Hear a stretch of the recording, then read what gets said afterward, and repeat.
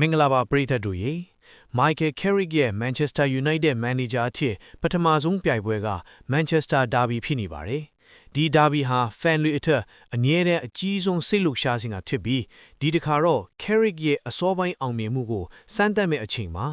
Carrick ဟာ Man U ရဲ့တမိုင်းထဲမှာအရေးကြီးတဲ့ကစားသမားတူပါ။ Premier League Champion 5 ကြိမ် Champions League တစ်ကြိမ်ရယူခဲ့သူပါ။သူ့ရဲ့ calmness နဲ့ tactical intelligence ကြောင့် fan တွေအားပေးမှုအများကြီးရခဲ့ပါတယ်။2021ခုနှစ်မှာလဲ interim manager အနေနဲ့3ပြိုင်ပွဲဆောင်ရွက်ပြီး3ပွဲလုံးအနိုင်ရရှိခဲ့ပါတယ်။ဒီတစ်ခါတော့သူ့အတွက်ပိုပြီးအကြီးမားတဲ့စမ်းသပ်မှုဖြစ်လာပါတယ်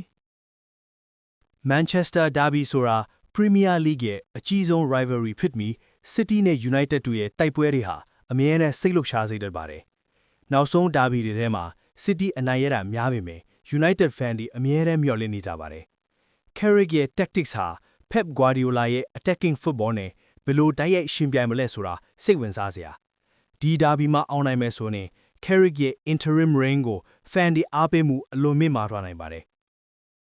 ။ media ပေါ်မှာ fan တွေက Carrick ခန့်အပ်မှုပေါ်စိတ်လှုပ်ရှားမှုအများကြီးပြထားကြပါတယ်။တချို့ fan တွေက Carrick calmness versus Pep's က intensity လို့ဆိုကြပြီးတချို့ကတော့ဒီ Derby က Carrick အတွက် defining moment ဖြစ်မယ်လို့ယူဆကြပါတယ်။ drama, excitement, doubt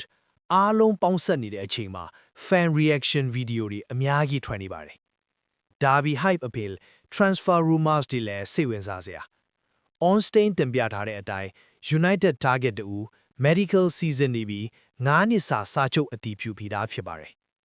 January transfer window မှာအသစ်အများကြီးမဝယ်နိုင်ပေမဲ့ Carrick ရဲ့အကျိုးသက်ရောက်မှုကိုစောင့်ကြည့်ရပါမယ်။သူ့ရဲ့ interim reign ကအသင်းရဲ့ recruitment strategy ကိုအနည်းဆုံးတိုက်ရိုက်သက်ရောက်စေမယ်။ဒီ Derby မှာ United အနိုင်ရမလား။ Carrick tactics က Pep ကိုအောင်နိုင်မလား။တဲ့နမြင်ကို comment section မှာမျှဝေလိုက်ပါ။နောက်ထပ်ဗီဒီယိုမှာတော့ Derby highlight တွေကိုတိုထပ်မှန်တင်ပြပေးသွားပါမယ်ဗျာ။